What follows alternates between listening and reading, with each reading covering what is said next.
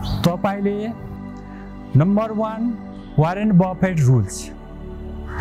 यस रुल्सले के यो रुल चाहिँ के भन्छ भने तपाईले कामलाई 3 भागमा वर्गीकरण गर्नुस्। मानौ कि तपाईको दिनभरि गरिने कार्यहरूलाई 3 भागमा वर्गीकरण गर्नुस्। एउटा कम्पल्सरी काम जुन गर्नै पर्छ, यो नगरी हामी अगाडि बढ्न सक्दैनौँ। एउटा नट कम्पल्सरी इम्पोर्टेन्ट काम भनेको मतलब बाध्यात्मक छैन तर महत्त्वपूर्ण छ। बिहान उठेर एक्सरसाइज योगा गर्नु पर्यो, त्यो कुन चाहिँ काम हो? यो कम्पल्सरी त छैन तर स्वास्थ्यको लागि महत्त्वपूर्ण छ, त्यो ख्याल गर्नु होला। नमस्कार, शिववचन अनलाइन टिभीमा सबैलाई स्वागत छ। यतिखेर म उपस्थित भएको छु सिद्ध अधिकारी। तपाईँ हेर्दै हुनुहुन्छ शिववचन अनलाइन टिभी। आज पनि हामीले तपाईहरुकै समस्यालाई सहजीकरणका लागि एउटा त्यस्तो व्यक्तित्व जसको कुरा सुनेर तपाईहरुको जीवनमा आमूल परिवर्तन आउन सक्छ, हामीले आज उहाँकै कुरा सुन्नका लागि तपाईहरुको बीचमा यो भिडियो लिएर आएका छौँ, जसको नाम हो कृष्ण प्रसाद बर्तौला। नमस्कार, म बोल्दै छु कृष्ण प्रसाद बर्तौला। यहाँहरूलाई आज इन्टेलेक्चुअल पथ केपी बर्तौला युट्युब च्यानलमा हार्दिक स्वागत गर्दछु। सदा चाहिँ हामी प्रेरणादायी र सन्देशमूलक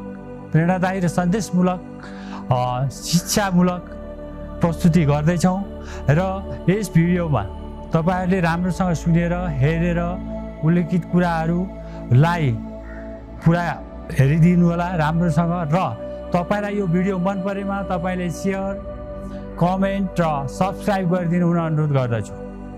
आज हामी प्रस्तुत गर्दैछौँ समय व्यवस्थापन, टाइम म्यानेजमेन्टको बारेमा केही प्रस्तुति गर्दैछौँ, जसले गर्दा हाम्रो जीवनमा सहज र सरल ढङ्गबाट हामी अगाडि बढ्न सक्छौँ। वास्तवमा टाइम म्यानेजमेन्ट होइन, माइन्ड म्यानेजमेन्ट, सेल्फ म्यानेजमेन्ट हो। टाइम म्यानेजमेन्ट एउटा मिथ हो, एउटा हल्ला हो, किनभने संसारमा हामीलाई 24 घण्टा मात्र सबैलाई दिएको छु। यो समय यस्तो चिज हो, भगवानले सबैलाई 24 घण्टा दिएको छ। तपाईँ दुब्लो हुनुहुन्छ, कोही मान्छे मोटो छ, कोही मान्छे गरिब छ, कोही मान्छे धनी छ, कोही मान्छे पातलो छ, कोही मान्छे मोटो छ। त्यसलाई वर्गीकरण गरेको छ र टाइम 24 घण्टा यस्तो चिज हो, भगवानले अथवा प्रकृतिले सबैलाई मात्र 24 घण्टा दिएको छ। त्यसकारण हामीले टाइम म्यानेजमेन्ट होइन, हाम्रो माइन्ड म्यानेजमेन्ट, सेल्फ म्यानेजमेन्टमा ध्यान दिने गरौँ। र अर्को कुरा, तपाईले आफ्नो दिनभरि गरिने कामहरू प्रायोरिटिज बेसमा गर्नु पर्यो, प्राथमिकतामा राखेर गर्नु पर्यो।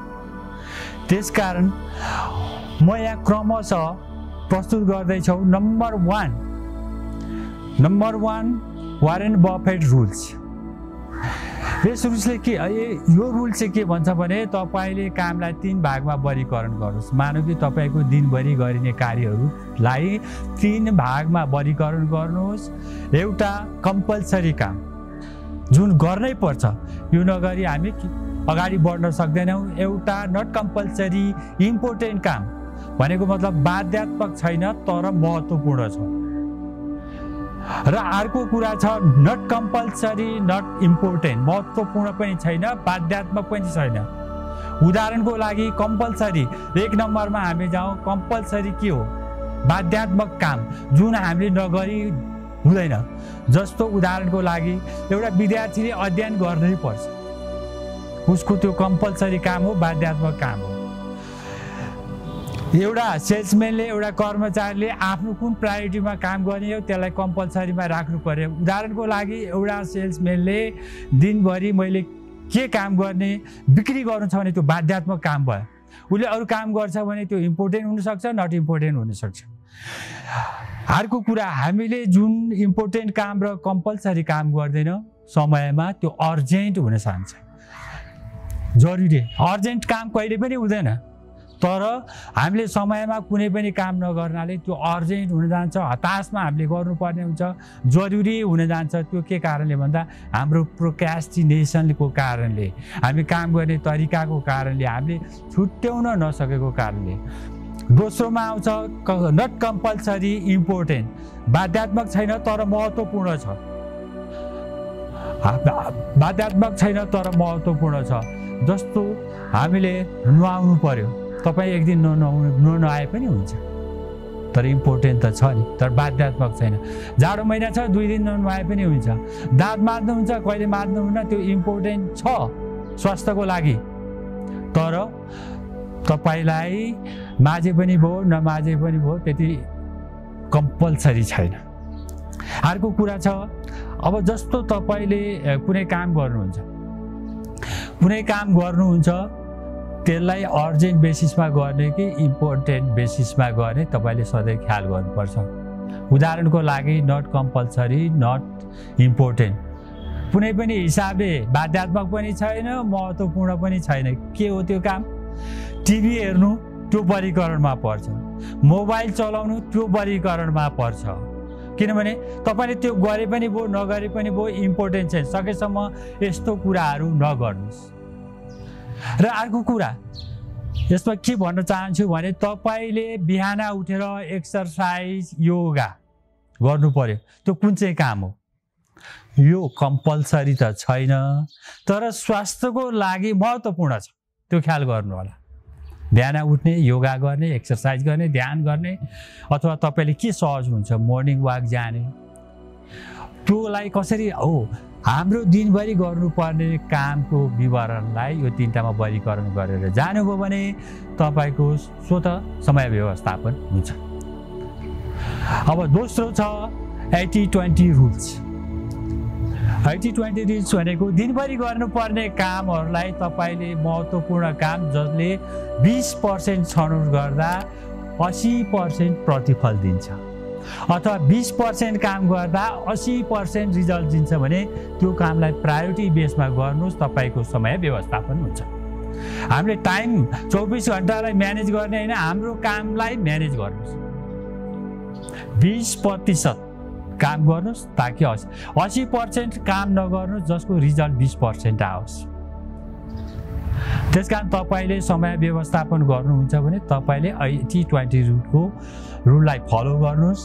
तपाईको समय व्यवस्थापन चाहिँ कामको व्यवस्थापन हो, माइन्ड व्यवस्थापन हो, दिमागको व्यवस्थापन हो। हामी टाइम व्यवस्थापन, समय व्यवस्थापन। तेस्रो छ तपाईको आफ्नो समय आफै खरिद गर्नुहोस्, आफ्नो समय बचाउनुहोस्, तर 2 पैसा खर्च होस्। यदि तपाईको भ्यालु धेरै छ, 1 घण्टामा 5000 कमाउनुहुन्छ भने तपाई 200 रुपैयाँ खर्च गरेर 300 रुपैयाँ खर्च गरेर बाहिर जानुहुन्छ, तपाईको समय महत्त्वपूर्ण छ भने तपाईले आफ्नो समय किन्नुहोस्, 300 मा किन्नुहोस्, अरूलाई पठाउनुहोस्। तपाईले महत्त्वपूर्ण काम घरमा बसेर गरिरहनुहोस्। पहिला त चलन अर्कै थियो, म यहाँ गएँ पैसा बचाएँ 500, मैले 300 रुपैयाँ बचाएँ, म दिनभरि लाइनमा बसेर 300 रुपैयाँ बचाएँ। तर तपाईको घन्टाको 2000 आम्दानी छ भने तपाईले 300 रुपैयाँ खर्च गरेर आफ्नो समय किन्नुहोस्। त्यो समयले तपाईको कमाउन कुन प्रयोजनको लागि प्रयोग गर्नुहुन्छ त्यसलाई प्रयोग गर्नुहोस्। त्यसकारण हामीले जहिले पनि सस्तो कामहरू खरिद गर्नुहोस्, समय खरिद गर्नुहोस् र आफ्नो कामहरू सम्पन्न गर्नुहोस्। चौथो छ तपाईले सोशल मिडिया बेलुका ढिलो सुत्ने, मोबाइल चलाएर बस्ने, अनावश्यक टिभीहरू हेर्ने, त्यसमा बढी इन्भल्भ हुनुभयो, जो कम्पलसरी पनि छैन, इम्पोर्टेन्ट पनि छैन। त्यो काममा तपाईँ व्यस्त हुनुभयो, बिहान फेरि उठ्नुभयो, उठ्ने बित्तिकै मोबाइल चलाउन सुरु भयो, त्यसपछि टिभी हेर्न सुरु भयो, अनि तपाईँलाई समय कहाँ पुग्छ? तपाईले त्यसको सट्टा त तपाईले आफ्नो स्वास्थ्यमा ध्यान दिनुहोस्। तपाईको शारीरिक स्थिति र मानसिक स्थितिमा धेरै प्रभावकारी भूमिका हुन्छ टिभी र सोशल मिडिया हेर्नको लागि। अर्को कुरा, त्यो सोशल मिडिया र टिभीबाट बच्नुभयो भने तपाईले दिनको 1-2 घण्टा आफ्नो समय बचत हुन्छ। प्रोडक्टिभ काममा लाग्नुहोस्, जति इनपुट दिनुहुन्छ त्यति राम्रो आउटपुट होस्।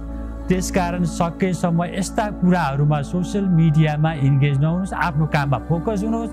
जति सक्छ आफ्नो काममा फोकस हुनुहोस्, जसले गर्दाखेरि तपाईको समय व्यवस्थापन होइन, तपाईको रिजल्ट, तपाईको परिणाम धेरै सुन्दर हुन्छ जीवनमा। तपाईले धेरै कुरामा सफलता पाउनुहुन्छ। आज यही 4वटा समय व्यवस्थापनलाई कसरी प्रभावकारी पार्ने ती कामहरूलाई हामीले प्रस्तुत गर्यौँ। यो तरिकाबाट तपाईँले समय म्यानेजमेन्ट गर्नुहुन्छ, टाइम म्यानेजमेन्ट गर्नुहुन्छ। माइन्ड अहिले एउटा के कन्सेप्ट आइरहेको छ भने mind management not time management. Time management एउटा मिथ हो। त्यसकारण आफ्नो प्रायोरिटिजलाई फोकस दिनुहोस्, रिजल्ट राम्रो गर्नुहोस्। तपाईलाई यदि यो भिडियो मन परेमा लाइक शेयर कमेन्ट गरिदिनु होला र साथै हामी अर्को भिडियोमा भेट्नेछौँ। तपाईँको दिन शुभ होस्, जय होस्, धन्यवाद।